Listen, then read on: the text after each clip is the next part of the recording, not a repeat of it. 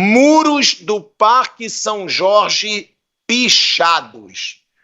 A sede social e administrativa do Corinthians foi alvo de pichações, tá?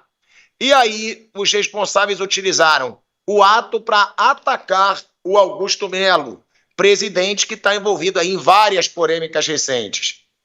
Entre as mensagens escritas estavam críticas diretas ao Augusto Melo e à condução administrativa do clube. Frases, abre aspas, fora Augusto Pinóquio, impeachment já e doe Arena não é dinheiro do clube. Cadê as contas, Pinóquio? Estão aí, ó. Estão aí, ó, as pichações no Parque São Jorge. Na última segunda, o Conselho Deliberativo reprovou as contas do primeiro ano da gestão do Augusto Melo, tá? Com 130 votos contrários, 73 favoráveis e 6 abstenções. E foi ali expresso, né? Foi ali revelado que a multa do Corinthians na gestão Augusto Melo aumentou em 800 milhões de reais. Ou seja, o Corinthians não consegue ter paz, Bruno Prado. Não consegue, a situação política, desde que o Augusto assumiu, a situação política é muito agitada, a gestão já era ruim antes, mas a política ela ficou ainda mais agitada quando assumiu um candidato de oposição ao grupo que vinha no poder há muito tempo. O Augusto, no final do ano, ele tinha um desempenho do time em campo melhor, ali terminou bem o ano, esse ano ganhou o Paulista, e isso ajudava a mantê-lo no poder, porque ele tem os apoios dele, a torcida organizada a princípio está com ele, né? Não sei se isso começa a mudar, mas a princípio estavam com ele, mas parece que já não está tão fechado assim. E o apoio de outros torcedores vai muito do desempenho em campo. E nesse momento o campo no Corinthians não anda bem, acabou de trocar de treinador, então o Augusto vai perdendo apoio. Na política ele já perdeu apoio há muito tempo. O grupo que elegeu Augusto Melo não era um grupo fechado, foi um grupo que se juntou para tentar ganhar aquela eleição contra um grupo que vinha há muito tempo no poder. Então foi um grupo que se juntou eventualmente, que agora não existe mais. O presidente do conselho, Romeu Tuma Júnior, ele votou no Augusto Melo. Ele foi candidato do conselho na chapa, ele foi candidato à presidência do conselho na chapa do Augusto Melo. E agora eles estão em lados opostos. Então ele perdeu o apoio político. E a aprovação de contas é um ato, aprovação ou reprovação, é um ato que deveria ser técnico na teoria, mas ele é um ato político. A aprovação ou reprovação mostra a situação política do cara, que às vezes as contas não são exatamente o que deveria ser e tem aprovação, às vezes tem aprovação com ressalvas, mas é aprovação, tá? Mas quando existe uma reprovação, é um sinal de que politicamente a situação é bem complicada. Então é um ato político, o que deveria ser um ato técnico, e a situação dele vai ficando cada vez mais difícil. Ainda mais com o time não rendendo como rendeu no final do ano passado, os resultados de campo caíram. O Augusto, realmente, ele tem uma situação bem complicada para se manter na presidência do Corinthians. Né, Mauro César Pereira? É aquilo que você muitas vezes reclama da agenda positiva do Corinthians. O Corinthians agora mudou seu treinador, vai pagar uma fortuna pro Dorival Júnior. Tem isso, gente. Tudo indica que Dorival Júnior vai ganhar mais de 2 milhões de reais de salário. É inacreditável o patamar que estão chegando aí salários de treinadores normais no futebol brasileiro. É um treinador bom, ponto. E é mais dinheiro saindo do caixa desse Corinthians. A dívida do Corinthians na gestão do Augusto, de acordo com o conselho do Corinthians, ela aumentou em 800 milhões de reais em um ano de Augusto Melo. Pichações em muros agora. E deixando claro, não sei quem fez as pichações, mas até pouco tempo atrás, e aí o Vamp pode saber melhor do que eu, até pouco tempo atrás, a principal organizada do Corinthians era fechada com Augusto Melo. A gente via no processo de impeachment, diziam que não ia ter impeachment, que não iam deixar acontecer o impeachment. Geralmente pichação parte de organizada. Não sei se pode ter sido a maior ou não, né? A Gaviões da Fiel. Agora, é o muro do Parque São Jorge pichado, Mauro César Pereira. É mais uma vez uma crise dentro do Corinthians. E detalhe, hein, Mauro? Tá longe de ser um dos piores momentos do Corinthians dentro de campo. Não tá ali ainda no drama do rebaixamento, foi campeão paulista, querendo ou não. Se comparar com os últimos anos do Corinthians, dentro do campo, não tá perto, não tá nem perto das piores fases. E o clima tá assim. Ou seja, é um momento delicado, onde se mostra que as coisas podem voltar a piorar, quando pro torcedor parecia estar melhorando, Mauro. Não, melhorando não tá, né? Isso é evidente que não tá. A situação do Corinthians, assim, chegou a um ponto que nem a agenda positiva resiste. E ontem a Gaviões da Fiel emitiu uma nota questionando o presidente, o que, na minha visão, deixa claro que ele está perdendo o seu principal aliado, que é a torcida. Sem o apoio da torcida, a situação tende a ficar muito pior. E o balanço, os números, os questionamentos, o aumento significativo, assustador da dívida, tudo isso está num pacote de um clube que está em processo de implosão. É o que parece. Vamp. A verdade é que foi uma goleada, né, Tico? 16-1 no Core, aumento da dívida, o grande aliado do Augusto.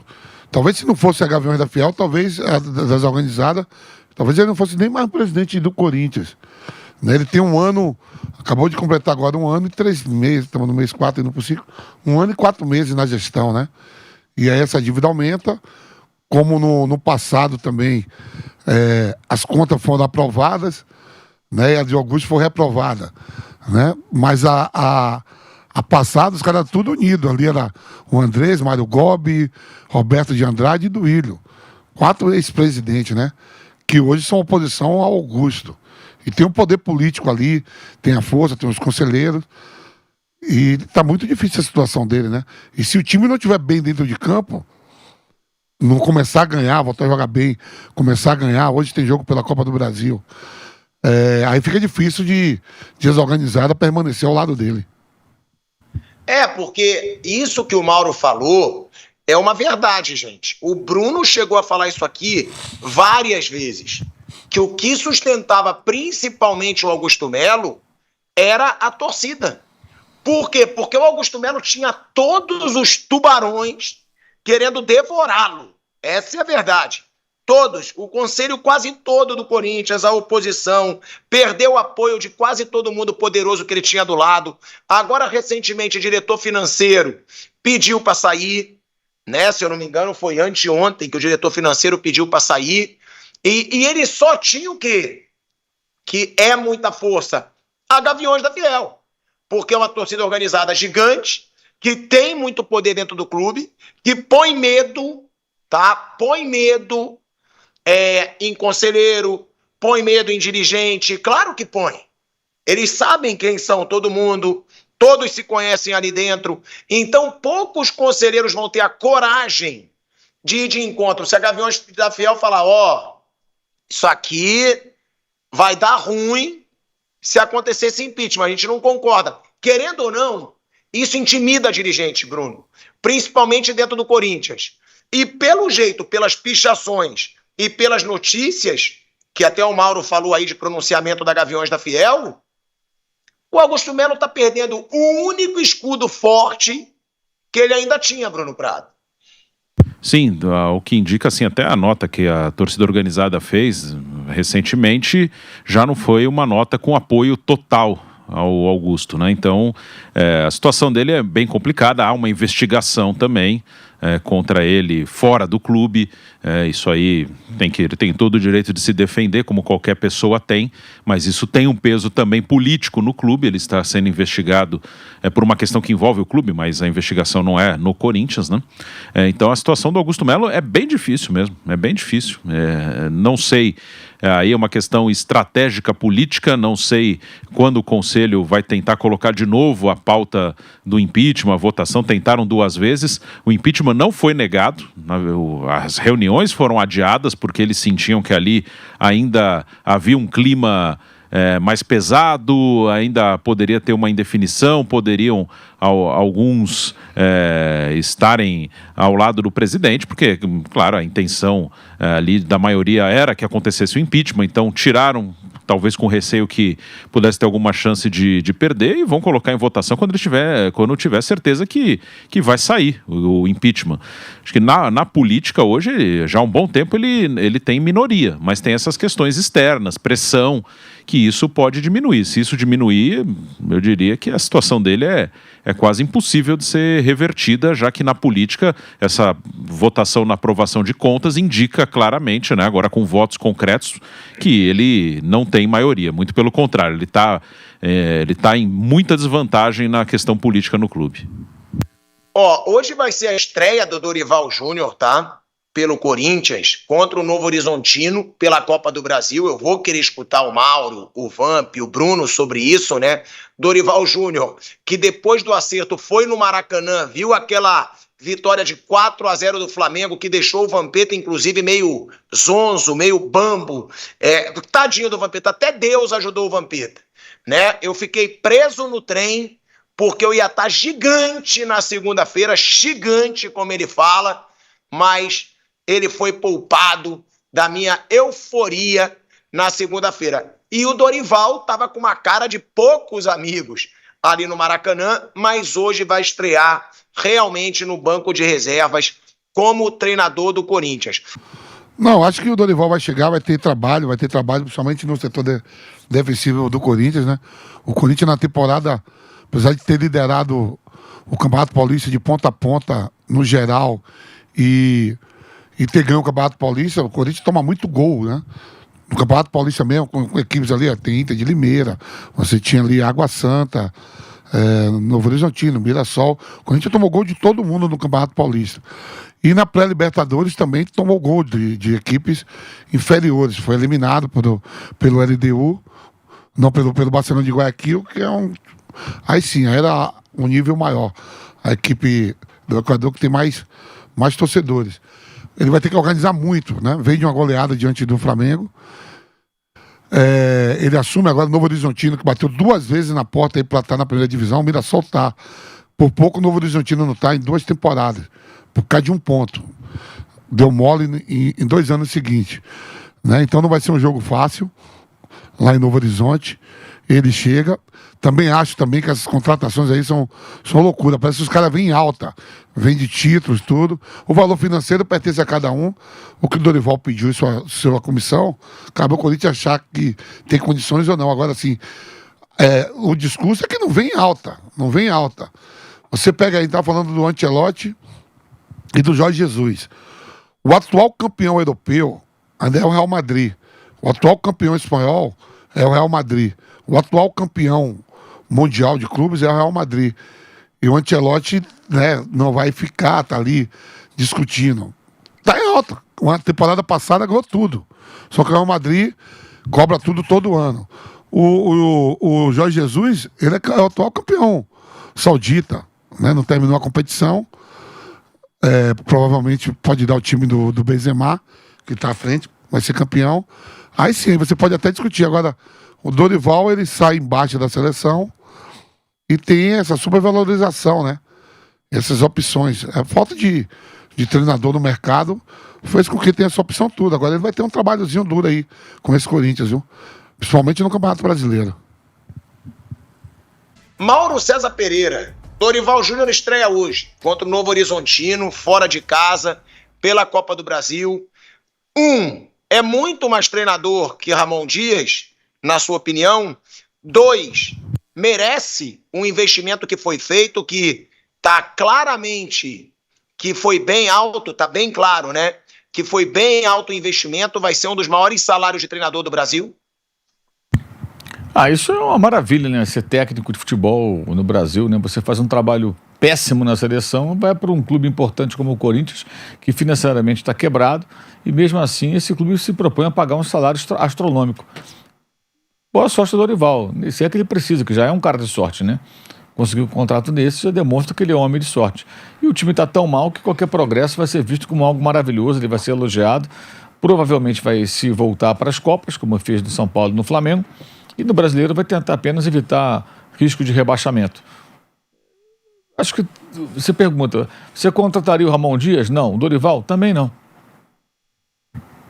Agora, a outra pergunta que eu te fiz, você acha ele melhor que o Ramon ou mesmo nível? Não contrataria nenhum dos dois. Hoje não contrataria nenhum dos dois. Se eu fosse o presidente ou o diretor de um time grande. Nenhum, nem o outro. Não contrataria. Se eu fosse um dirigente de um time menor, talvez contrataria. Mas se eu fosse um time grande, procuraria outras opções. Especialmente depois do trabalho fraco que o Ramon fez no Vasco, não caiu por muito pouco, e do trabalho fraco que o Dorival fez na seleção e do próprio São Paulo. Ganhou a Copa do Brasil, mas foi muito mal no Campeonato Brasileiro. Não dá para analisar só o mata-mata e esquecer o conjunto da obra. Dorival, na sua opinião, é muito mais técnico que o Ramon Dias e vale todo o investimento que está sendo feito, porque vai ser um dos maiores salários de treinador aí do futebol brasileiro, Bruno. Eu não acho que o Dorival seja muito melhor que o Ramon. Acho que são mais ou menos do mesmo patamar ali. Em momentos até diferentes da carreira. O Ramon é técnico há mais tempo, enfim, mas não acho que há uma diferença muito grande, não, entre eles, no nível deles. Às vezes um dá mais certo por alguma circunstância do que o outro, se dá bem ali, se entende com o grupo, se encaixa, mas não acho que há uma diferença enorme entre eles, não. E sobre o que pagam, né? Aí não é uma questão nem do Dorival, é o que pagam aqui, né, para treinador. Acho que nenhum valeria esse valor para chegar. Você pode, depois de um tempo, por exemplo, o caso do Abel Ferreira no Palmeiras. O Abel chega e conquista. Aí você conquista lá dentro. Claro que quando o Abel chegou ao Palmeiras, ele tinha um valor que agora ele tem um valor muito maior porque ele chegou ao clube e conquistou. Então ele cresceu dentro do clube, ele tem um outro tamanho, ele conquistou isso dentro do clube. Mas logo de chegada, valores 1 milhão, 2 milhões, 3 milhões, enfim.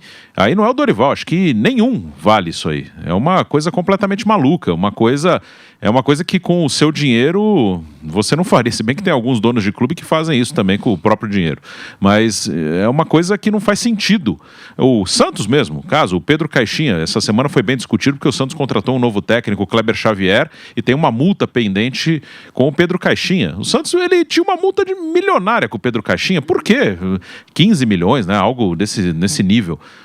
E claro que se imaginava que o Pedro Caixinha pudesse ser demitido em alguns meses. Aí não é nem questão dele ser bom ou ruim. E quando ele pede essa multa, ele já sabia que tinha esse risco. E o Santos não tem um histórico recente de manter treinador por muito tempo. Então a chance dele ser demitido em 3, 4, 5, 6 meses era grande. Então a chance do Santos ter que pagar essa multa de 15 milhões para ele era grande. Então por que você bota uma multa de 15 milhões? E ele quer receber à vista, viu, Bruno? Não quer receber negócio de parcelado, não. E tá certo, ele tem que brigar pelo que ele acha correto aí. O caso deve ir para a justiça, mas você vê que loucura. O Santos, quando ele contrata o Pedro Caixinha e põe essa multa, será que eles realmente tinham certeza? Não, eu nem vou precisar pagar essa multa, eu vou ficar com ele aqui um tempão, então essa multa eu nem vou precisar pagar. É lógico que não. E ele já conhecendo o Brasil, ele já estava 2 anos aqui, ele sabia que tinha esse risco, então ele já meteu a multa lá no alto e os caras toparam. O problema não é pedir um salário alto ou pedir uma multa alta. O problema é quem topa. Que aí você pode falar, não, para trabalhar aí no seu clube eu quero ganhar 2 milhões por mês. Cabe ao dirigente falar, não vou pagar 2 milhões. Mas se o dirigente aceita, aí é um problema do dirigente. Então, no geral, acho que ninguém vale um salário desse nível na chegada. Você pode, depois, conquistando coisas no clube, chegar nesse patamar.